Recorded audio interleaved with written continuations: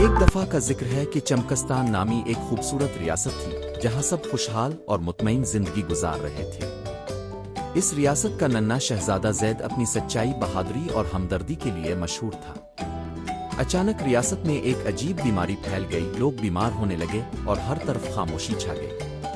ایک دن ایک بزرگ قلعے میں آئے اور بتایا کہ ریاست کی شفا ایک جادوئی سیب میں چھپی ہے جو امیدوں کے باغ میں ہے، مگر وہاں تک پہنچنے کے لیے کئی آزمائشوں سے گزرنا ہوگا۔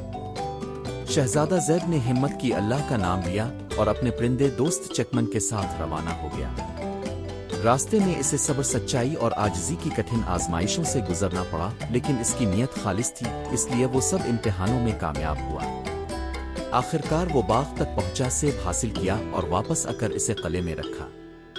سیب سے نکلنے والی روشنی نے پوری ریاست کو صحت یاب کر دیا۔ اس دن سے چمکستان پھر سے خوشحال ہو گیا اور شہزادہ زید سچائی اور قربانی کی مثال بن گیا۔ سبق: نیک نیتی، خلوص اور دوسروں کی بھلائی کا جذبہ ہمیشہ کامیابی کی راہ دکھاتا ہے۔